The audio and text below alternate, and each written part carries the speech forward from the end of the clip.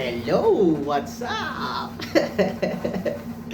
Okay guys, ako ngayon ko lang gagawin to. Yung ibang mga nakakilala sa akin, kilala nila ako as Coach Mac. Yan, Coach Mark ng Imus Cavite. Basketball player ako. Tapos ngayon, nagtatrabaho ako sa isang gym as a fitness trainer and gym instructor na rin at the same time. Ganun. So, hindi naman ako sanay mag-vlog talaga eh. Marami akong reels sa page ko.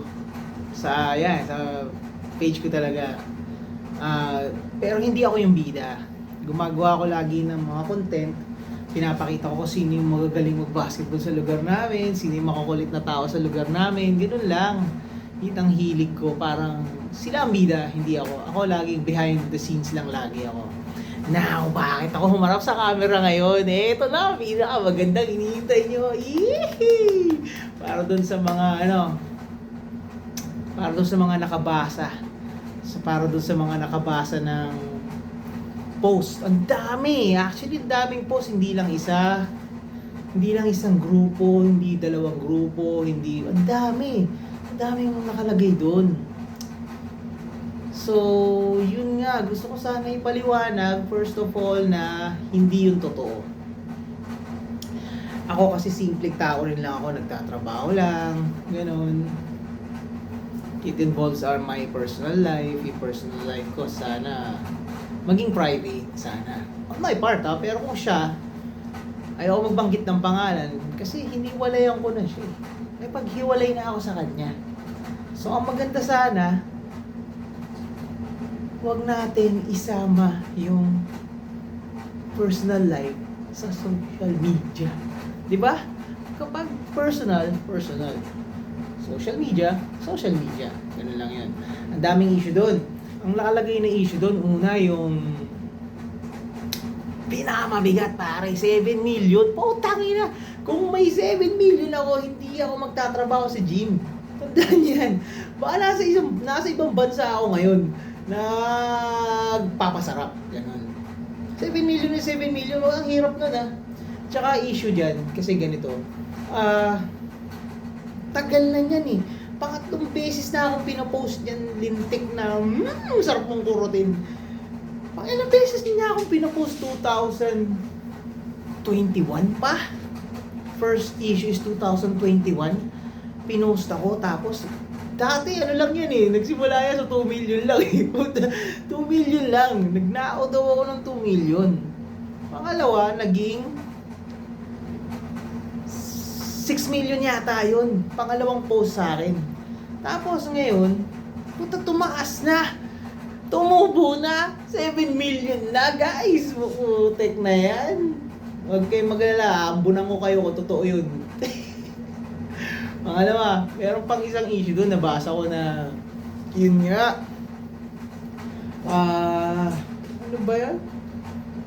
Nagnanakaw daw ako. Pucha, yung mga nakakakilala sa akin, ang dami nyo, min. Ang dami nyo nakakakilala sa akin, minsan hindi ako nagnakaw ng kahit ano. Mas gusto ko pang tumayo na lang sa trabaho, wag umupo, magtrabaho hanggang isang madurog na yung buto ko kakaturo sa inyong lahat. But never in my entire life plan to steal anything from anybody. Gets? Gets nyo yun? Yung mga reels ko nga noon, medyo mayroong mararami rin nanood eh. Marami ring nanood. Maraming viewers. Kaya ngayon sana ay malat din tong video na to. Kasi ito lang yung paraan para may paliwanag yung sarili ko. Kasi ang daming post. Pinost dun sa isang page, pinost dun sa isang page. Tapos ang na-explain dun, ang gustong palabasin, parang masamang tao ako. Which is not. Hindi. Nagtatrabaho ako sa isang maayos na company, maayos na gym. In particular, I'm not going to mention the name of the gym para na may protect yung kumpanya. So, ganito yan. Naghiwalay kami. Yun lang yun. Ngayon, kung merong mga reklamo, kasi ayaw niya eh. Hindi siya papayag na makaghiwalay kami. Ayaw niya. Ganun lang kasimple yun. Sabi ko sa kanya, ayoko na, tigil na natin to dahil sobrang toxic na. Gawa, mura-murahin mo ko araw-araw. Paggising ko pala ng umaga, mumurahin mo na ako. Tapos hanggang buong araw yun, habang nagtuturo ako, mumurahin mo ako, tatanungin mo kung sino yan. Hindi pwede yung ganun eh. Kumbaga, isa lang yan sa mga problema ko sa'yo, which I am not going to specify each and every one.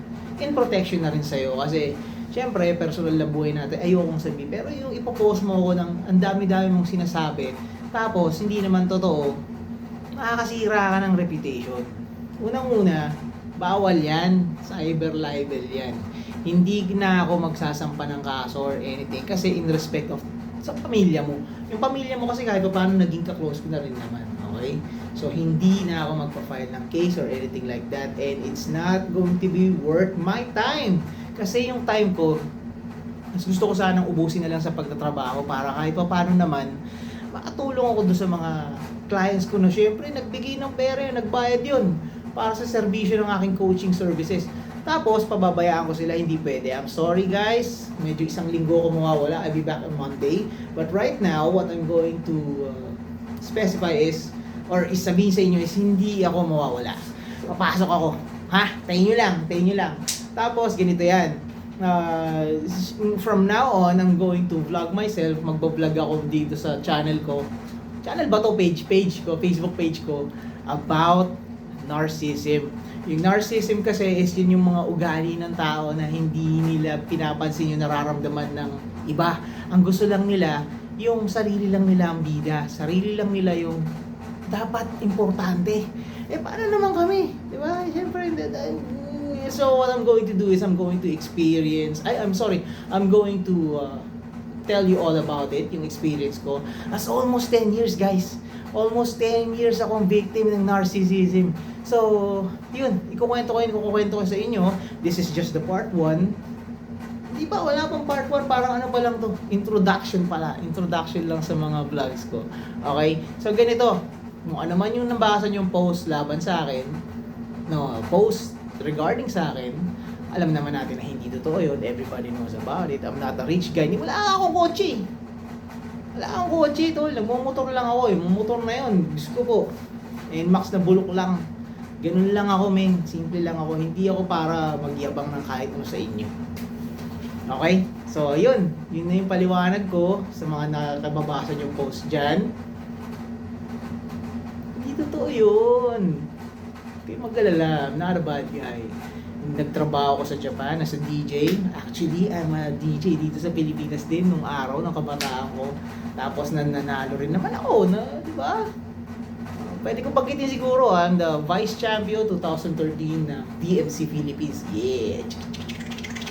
Ganon ang ginagawa ko dati. Sa Japan, factory worker, mga ganon trabaho. Although hindi ko tinatanggihan, nagtrabaho ko sa mga club. Naging dishwasher ako, naging runner, taga-takbo ng mga pulutan, ganun ang mga naging trabaho. Ano pa bang issue nakalagay doon? Hindi ko masyado kabisado, hindi ko na masyado pinag-aksayan ng panahon eh. Actually, binigyan ako ng 1 week na leave sa trabaho. So, ang ginawa ko, in-enjoy ko na lang. Putang inala naman, wala ka namang gawin ko eh. Magmukmuk ako dyan. Siyempre hindi, di ba? Gagawin ko, mag-enjoy ako sa buhay ko. Kasi pinaghirapan ko yun. Nag-start kami ng September 12 last year. Imagine September 12 last year hanggang ngayon, tuloy-tuloy na minumura ako araw-araw ng narcissist na yan.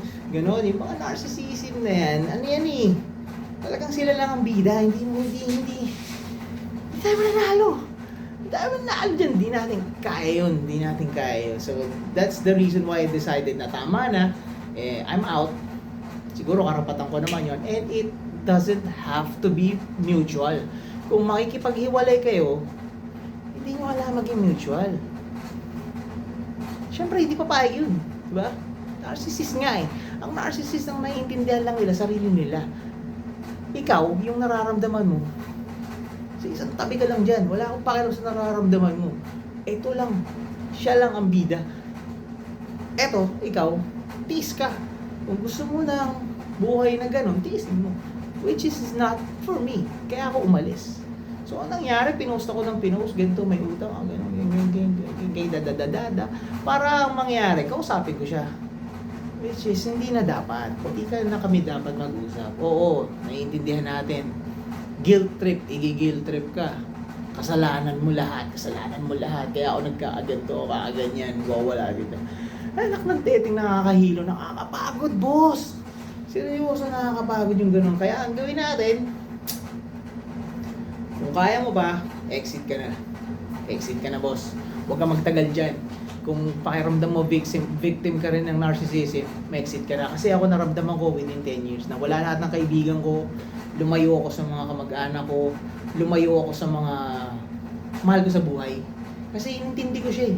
Ang pagkakaintindi ko dati, mahal ko to, magbabago to, putang. Hindi pala nagbabago pag narcissist, boss. Pag narcissist, hindi pala talaga nagbabago yan. Sila lang talaga yung bida. It's a mental illness. Hindi ako pa expert disclaimer lang po, I'm not an expert on this type of I don't know, walang tawag dyan kung illness ba yan or hindi ako perfect, pero on my side natutunan ko na kailangan pala talaga is get out. Cut natin, i-block natin sila, i-cut natin sila sa lahat ng communication. Isang usap lang, yun na yun. Tapos just let go. Alright guys, tandaan nyo, yung mga post sa akin, you can read about it. Alam ko na, bura na eh. Nabura na, pero daming nakabasa, daming lahat ng clients ko, pasensya na kayo, medyo nawala ako. I'll be back on Monday. Tapos, ganito, huwag natin pansinin. Kasi the more we give them reactions, doon sila natutuwa. Yun yung supply na nangyayari sa kanila. Yun yung hinahanap-hanap nila. And you will never win. Tandaan niya, pagdating sa mga narcissists, you will never win. Kahit anong argument, they will find another way para magkaroon ng bagong pagtatalunan. Which is, nakakapagod yan, boss. Nakakapagod yan. Tigil niyo yan. Alright. So, ganito. Dati puro basketball ang pinapost ko eh. Sa Reels lang naman. Ngayon, magkakaroon ako ng YouTube page. I'll open up a TikTok. I don't know. Account ba yun? TikTok account. Tapos magiging active na rin ako dito sa social media ko sa, ano ba to? Facebook. Ayan. I will share all of my experiences and I hope to see you guys. I hope you like and share and follow. And salamat sa lahat. Ngayon lang ako nagpakita sa camera, mga boss. Ngayon lang. Di ba? Ngayon lang nagpakita sa camera. So that's it. Thank you very much. I hope to see you soon. And sana I just made it clear na talagang it's not true, boss. Hindi totoo yung boss. Hindi pa ako mayaman, boss. Wala pa akong 7 million, boss. Kung meron ako 7 million, sana ambunan ko kayo konti. Walang ganun, sir. Walang ganun. Ano lang, trabaho lang tayo. Peace.